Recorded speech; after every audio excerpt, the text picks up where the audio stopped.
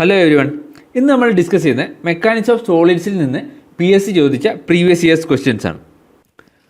First question, isotropic material are those which have the same. Option A, stress induced in all direction. Option B, thermal properties in all direction. Option C, density through out. Option D, elastic properties in all direction.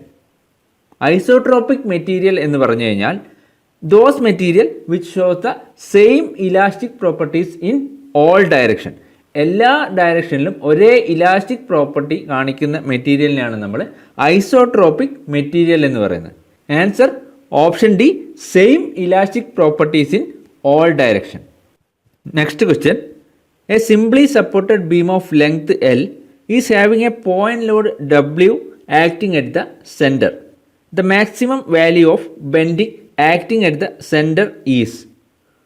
Option A, WL square by 4. Option B, WL by 4. Option C, WL by 2. Option D, WL square by 8. ഒരു simply supported ബീമിൻ്റെ സെൻറ്ററിൽ ഒരു point load act ചെയ്യുന്നുണ്ട്. അങ്ങനെയാണെങ്കിൽ സെൻറ്ററിലുണ്ടാകുന്ന maximum bending മൊമെൻറ്റിൻ്റെ value ആണ് നമുക്ക് കണ്ടുപിടിക്കേണ്ടത്. ഈ ഫിഗർ ശ്രദ്ധിക്കുക. ഇതാണ് നമുക്ക് ക്വസ്റ്റ്യനിൽ തന്ന സിറ്റുവേഷൻ. നമുക്കൊരു സിംപ്ലി സപ്പോർട്ടഡ് ബീമുണ്ട്. അതിൻ്റെ സെൻട്രൽ പോയിന്റിലൂടെ W എന്നുള്ള ഒരു പോയിന്റ് ലോഡ് ആക്ട് ചെയ്യുന്നുണ്ട്. ഇനി നമുക്ക് ഈ ബീമിൻ്റെ ഷിയർ ഫോഴ്സ് ഡയഗ്രവും ബെൻഡിങ് മൊമെൻറ്റ് ഡയഗ്രവും വരക്കുന്നത് എങ്ങനെയാണെന്ന് നോക്കാം. അതിന് വേണ്ടിയിട്ട് നമ്മൾ A എന്നുള്ള പോയിന്റിൽ ഉള്ള സപ്പോർട്ടിൽ ആക്ട് ചെയ്യുന്ന സപ്പോർട്ട് റിയാക്ഷൻ RA ആണെന്ന് കൺസിഡർ ചെയ്യുക. B എന്നുള്ള സപ്പോർട്ടിൽ ആക്ട് ചെയ്യുന്ന സപ്പോർട്ട് റിയാക്ഷൻ RB ആണെന്ന് കൺസിഡർ ചെയ്യുക. ഈ ബീമിൻ്റെ ടോട്ടൽ ലെങ്ത്ത് നമ്മൾ L എന്ന് കൺസിഡർ ചെയ്തു. ഇനി ഷിയർ ഫോഴ്സ് ഡയഗ്രാം വരക്കാൻ വേണ്ടിയിട്ട് നമുക്ക് റിയാക്ഷൻ ഫോഴ്സ് RAയുടെയും RBയുടെയും വാല്യൂ കണ്ടുപിടിക്കണം. അതിന് വേണ്ടിയിട്ട് നമ്മൾ ബീന് എബൌട്ട് ആയിട്ടുള്ള മൊമെൻ്റ് എടുക്കുന്നു. അങ്ങനെയാകുമ്പോൾ നമുക്ക് കിട്ടും -RA × L + WL/2 = 0.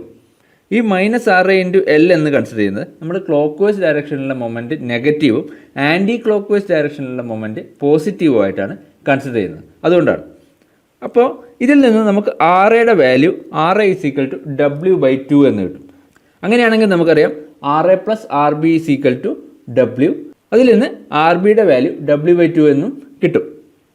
ഇനി ഷിയർ ഫോഴ്സ് ഡയഗ്രാം വരക്കാൻ വേണ്ടിയിട്ട് നമ്മൾ B എന്നുള്ള പോയിന്റിൽ നിന്നും ഒരു X ഡിസ്റ്റൻസിൽ ഒരു സെക്ഷൻ കൺസിഡർ ചെയ്യുന്നു. X ഡിസ്റ്റൻസിൽ ഈ സെക്ഷൻ്റെ റൈറ്റ് സൈഡാണ് നമ്മൾ കൺസിഡർ ചെയ്യുന്നത്. ഈ സെക്ഷൻ്റെ റൈറ്റ് സൈഡിൽ ആകെ ആക്ട് ചെയ്യുന്നത് ബിയിലുള്ള റിയാക്ഷൻ ഫോഴ്സ് മാത്രമാണ്. അപ്പോൾ ഈ സെക്ഷനിൽ ആക്ട് ചെയ്യുന്ന ഷിയർ ഫോഴ്സ് W/2 ആണ്.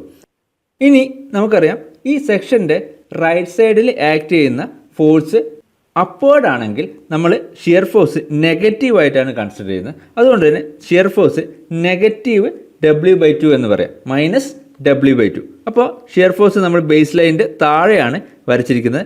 ഈ ഷിയർ ഫോഴ്സ് സിൻ്റെയും ബിൻ്റെയും ഇടയിൽ വേറെ ലോഡൊന്നും ഇല്ലാത്തത് കൊണ്ട് തന്നെ അപ് ടു C എന്നുള്ള പോയിന്റ് വരെ -W/2 തന്നെയായിരിക്കും. ഇനി A എന്നുള്ള പോയിന്റിൻ്റെയും C എന്നുള്ള പോയിന്റിൻ്റെയും ഇടയിലുള്ള ഷിയർ ഫോഴ്സ് കണ്ടുപിടിക്കാൻ വേണ്ടിയിട്ട് നമുക്ക് ബിയിൽ നിന്നും X ഡിസ്റ്റൻസിൽ വേറൊരു സെക്ഷൻ കൺസിഡർ ചെയ്തു. ഇനി നമുക്കറിയാം ഇതിൻ്റെ റൈറ്റ് സൈഡിൽ ഏതൊക്കെ ഫോഴ്സ് ആക്ട് ചെയ്യുന്നുണ്ട്. ബിയിൽ RB എന്നുള്ള ഒരു റിയാക്ഷൻ ഫോഴ്സ് ആക്ട് ചെയ്യുന്നുണ്ട്. W എന്നുള്ള പോയിന്റിലോട് സെൻറ്ററിലും ആക്ട് ചെയ്യുന്നുണ്ട്. അതായത് W/2 ഫോഴ്സ് അപ്വേർഡ് ആക്ട് ചെയ്യുന്നുണ്ട്, W ഫോഴ്സ് ഡൗൺവേർഡ് ആക്ട് ചെയ്യുന്നുണ്ട്. അപ്പോൾ നെറ്റ് ഫോഴ്സ് W/2 ഡൗൺവേർഡ് ആയിരിക്കും. സെക്ഷൻ്റെ റൈറ്റ് സൈഡിൽ നെറ്റ് ഫോഴ്സ് ഡൗൺവേർഡ് ആണെങ്കിൽ നമുക്ക് ഷിയർ ഫോഴ്സ് പോസിറ്റീവായിട്ട് കൺസിഡർ ചെയ്യാം. അതായത് സിയിൽ നിന്നും ഷിയർ ഫോഴ്സിൻ്റെ ഡയറക്ഷൻ ചേഞ്ച് ചെയ്യും, +W/2 ചേഞ്ച് ചെയ്യും. അപ്പോൾ ബിറ്റ്വീൻ A ആൻഡ് C വേറെ ഫോഴ്സുകളൊന്നും ആക്ട് ചെയ്യുന്നില്ല. അതുകൊണ്ട് തന്നെ എയുടെയും സിയുടെയും ഇടയിൽ ആക്ട് ചെയ്യുന്ന ഷിയർ ഫോഴ്സ് +W/2 ആയിരിക്കും. അപ്പോൾ നമുക്ക് കിട്ടുന്ന ഷിയർ ഫോഴ്സ് ഡയഗ്രാം ഈ കാണിച്ചിരിക്കുന്നത് പോലെ ആയിരിക്കും. ഇനി ഇതിൻ്റെ ബെൻഡിങ് മൊമെൻറ്റ് ഡയഗ്രാം എങ്ങനെയാണ് വരക്കുന്നത് നോക്കാം. അതിന് വേണ്ടിയിട്ട് നമ്മൾ ബിയുടെയും സിയുടെയും ഇടയിൽ ബിയിൽ നിന്നും X ഡിസ്റ്റൻസിൽ ഒരു സെക്ഷൻ കൺസിഡർ ചെയ്യുന്നു. ഈ സെക്ഷൻ്റെ റൈറ്റ് സൈഡാണ് നമ്മൾ കൺസിഡർ ചെയ്യുന്നത്. ഈ സെക്ഷൻ്റെ റൈറ്റ് സൈഡിൽ ആക്ട് ചെയ്യുന്ന ബെൻഡിങ് മൊമെൻറ്റ് എന്ന് പറഞ്ഞു കഴിഞ്ഞാൽ ലോഡ് ഇൻറ്റു സെക്ഷനിലേക്കുള്ള പെർപെൻഡിക്കുലർ ഡിസ്റ്റൻസ്. ആ സെക്ഷനിൽ ആക്ട് ചെയ്യുന്ന bending moment R B into X ആയിരിക്കും. R B into X. ഇനി നമ്മൾ ബി എന്നുള്ള പോയിന്റ് കൺസിഡർ ചെയ്യുകയാണെങ്കിൽ ബി എന്നുള്ള പോയിന്റ് കൺസിഡർ ചെയ്യുമ്പോൾ ആ എക്സ് ഡിസ്റ്റൻസ് 0 ആവും. അതുകൊണ്ട് തന്നെ ബെൻഡിങ് മൊമെൻറ്റ് 0 ആയിരിക്കും. സിയിലാണെങ്കിൽ ഈ എക്സിൻ്റെ വാല്യൂ L/2 ആയിരിക്കും. അപ്പോൾ bending moment at C is equal to R B into L/2. That is W/2 into L/2 ആയിരിക്കും ബെൻഡിങ് മൊമെൻറ്റ് അറ്റ് സി, അതായത് മിഡ് പോയിൻറ്റിൽ. അപ്പോൾ മിഡ് പോയിൻറ്റിലെ ബെൻഡിങ് മൊമെൻറ്റ് WL/4 ആയിരിക്കും. ഇനി bending moment acting at A കണ്ടുപിടിക്കാൻ വേണ്ടിയിട്ട് നമ്മൾ എയ്ക്കും സിക്കും ഇടയിൽ ബിയിൽ നിന്നും എക്സ് ഡിസ്റ്റൻസിൽ പുതിയൊരു സെക്ഷൻ കൺസിഡർ ചെയ്യാം. സെക്ഷൻ്റെ റൈറ്റ് സൈഡാണ് നമ്മൾ കൺസിഡർ ചെയ്യുന്നത്. റൈറ്റ് സൈഡിൽ ആക്ട് ചെയ്യുന്ന ഫോഴ്സസ് റിയാക്ഷൻ അറ്റ് ബി, പിന്നെ point load W at mid point. ഈ രണ്ട് ഫോഴ്സുകളാണ് റൈറ്റ് സൈഡിൽ ആക്ട് ചെയ്യുന്നത്. അങ്ങനെയാണെങ്കിൽ ആ സെക്ഷനിലെ ബെൻഡിങ് മൊമെൻറ്റ് എന്ന് പറയുന്നത് R B into X minus W into X minus L/2 ആയിരിക്കും. ഈ മൈനസ് സൈന് വരുന്നത് ആൻറ്റി ക്ലോക്ക് വൈസ് മൊമെൻറ്റ് പോസിറ്റീവും ക്ലോക്ക് വൈസ് മൊമെൻറ്റ് നെഗറ്റീവും ആയിട്ട് കൺസിഡർ ചെയ്യുന്നതുകൊണ്ടാണ്. അങ്ങനെയാണെങ്കിൽ ബെൻഡിങ് മൊമെൻറ്റ് അറ്റ് എ എങ്ങനെ കണ്ടുപിടിക്കാം? നമുക്കറിയാം at A X equal to L ആയിരിക്കും. അപ്പോൾ ഈ ഇക്വേഷനിൽ എക്സിന് എൽ എന്നുള്ള വാല്യൂ കൊടുത്തു കഴിഞ്ഞാൽ നമുക്ക് ബെൻഡിങ് മൊമെൻറ്റ് അറ്റ് എ കിട്ടും. അതായത് R B into L minus W into L/2 എന്ന് കിട്ടും. Bending moment at A finally 0 എന്ന് കിട്ടും. നമ്മളോട് ക്വസ്റ്റ്യനിൽ ചോദിച്ചിരിക്കുന്നത് സെൻട്രൽ ആക്ട് ചെയ്യുന്ന മാക്സിമം ബെൻഡിങ് മൊമെൻ്റ് ആണ്. Answer option B WL/4. Next question, for a cantilever beam of length L, the shear force diagram is a rectangle of size W into L. Then the value of maximum bending moment is option A 2WL, option B WL/2, option C WL, option D WL/4. ഈ figure ശ്രദ്ധിക്കുക. ഇതാണ് നമുക്ക് ക്വസ്റ്റ്യനിൽ തന്ന situation. നമുക്കൊരു cantilever ബീമുണ്ട്. ആ ബീമിൻ്റെ length L ആണ്. ആ ബീമിൻ്റെ ഷിയർ ഫോഴ്സ് വരച്ചപ്പോൾ ഷിയർ ഫോഴ്സ് ഡയഗ്രാം W വിഡ്ത്തും L ലെങ്ത്തും ഉള്ള ഒരു റെക്റ്റാങ്കിളാണ്. Shear force diagram W width വരണമെങ്കിൽ ആ കാൻഡിലിവറിൽ W ലോഡ് ആക്ട് ചെയ്യണം. ഇനി അത് ത്രൂ ഔട്ട് ഒരു റെക്റ്റാങ്കിൾ ആയതുകൊണ്ട് തന്നെ ആ ലോഡ് ആക്ട് ചെയ്യുന്നത് കാൻഡിലിവറിൻ്റെ ഫ്രീ എൻഡിലായിരിക്കും. അപ്പോൾ ഇതാണ് നമ്മുടെ സിറ്റുവേഷൻ. ഇനി ക്വസ്റ്റ്യനിൽ ചോദിച്ചിരിക്കുന്നത് അങ്ങനെയാണെങ്കിൽ അതിൽ ആക്ട് ചെയ്യുന്ന മാക്സിമം ബെൻഡിങ് മൊമെൻറ്റ് എത്രയാണെന്നാണ്. ഇനി ഈ ക്വസ്റ്റ്യനിൽ ഷിയർ ഫോഴ്സ് ഡയഗ്രാം തന്നിട്ടുണ്ട്. മാക്സിമം ബെൻഡിങ് മൊമെൻറ്റിൻ്റെ വാല്യൂ ആണ് കണ്ടുപിടിക്കാൻ ചോദിച്ചിരിക്കുന്നത്. എന്നാലും നമുക്ക് ഷിയർ ഫോഴ്സ് ഡയഗ്രവും ബെൻഡിങ് മൊമെൻറ്റ് ഡയഗ്രവും വരക്കുന്നത് എങ്ങനെയാണെന്ന് നോക്കാം. അതിന് വേണ്ടിയിട്ട് നമ്മൾ ബി എന്നുള്ള ഫ്രീ എൻഡിൽ നിന്ന് എക്സ് ഡിസ്റ്റൻസിൽ ഒരു സെക്ഷൻ കൺസിഡർ ചെയ്യാം. സെക്ഷൻ്റെ റൈറ്റ് സൈഡാണ് നമ്മൾ കൺസിഡർ ചെയ്യുന്നത്. ആ റൈറ്റ് സൈഡിൽ ആകെ ആക്ട് ചെയ്യുന്ന ഫോഴ്സ് W ഡൗൺവേർഡ്സ് ആണ്. അപ്പോൾ ആ ബീമിൽ ആക്ട് ചെയ്യുന്ന ഷിയർ ഫോഴ്സ് W ആണ്. അത് ഡൗൺവേർഡ്സ് ആയതുകൊണ്ട് തന്നെ എന്തായിരിക്കും? പോസിറ്റീവ് ആയിരിക്കും. ഈ സെക്ഷനിൽ വേറെ ഫോഴ്സൊന്നുമില്ല. ത്രൂ ഔട്ട് എ വരെ ആകെ W എന്നുള്ള ഫോഴ്സ് മാത്രമേ ഉള്ളൂ. അതുകൊണ്ട് തന്നെ ഷിയർ ഫോഴ്സ് ഡയഗ്രാം W വിഡ്ത്തും L ലെങ്ത്തും ഉള്ള ഒരു റെക്റ്റാങ്കിൾ ആയിരിക്കും.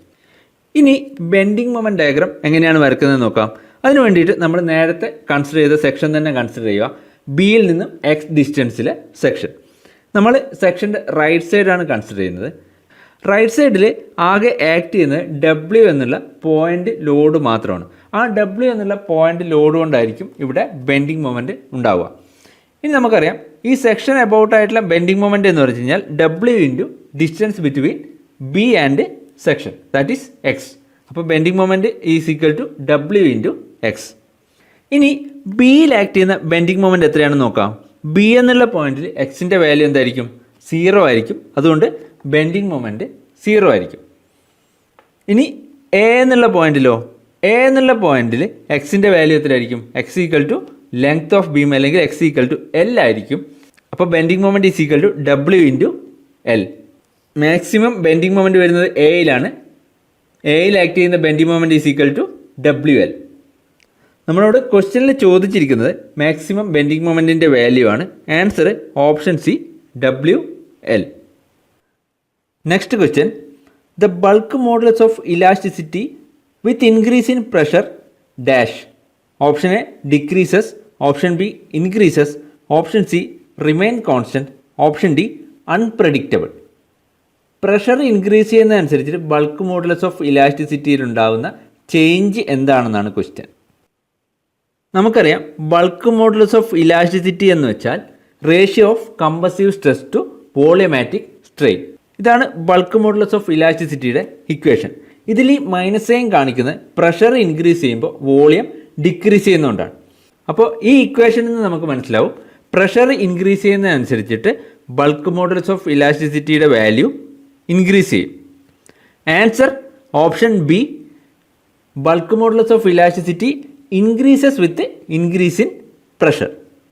Next question, the neutral axis of the cross section of a beam is the axis at which the bending stress is. Option A 0, option B minimum, option C maximum, option D infinity.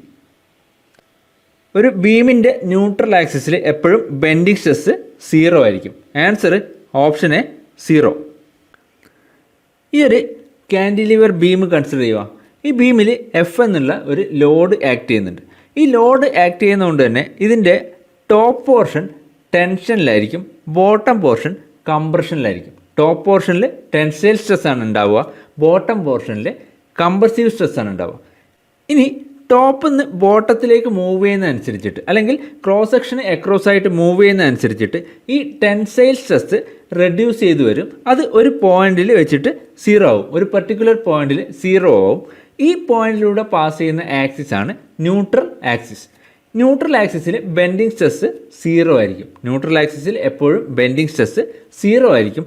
ഈ പോയിന്റിന് ശേഷം വീണ്ടും ബോട്ടത്തിലേക്ക് move ചെയ്യുന്നതനുസരിച്ചിട്ട് compressive stress ആണ് ഉണ്ടാവുക. Compressive stress increase ചെയ്ത് വരും. ഇനി ന്യൂട്രൽ ആക്സിസിന് മാക്സിമം ഡിസ്റ്റൻസിലായിരിക്കും മാക്സിമം ബെൻഡിങ് സ്ട്രെസ് ഉണ്ടാവുക.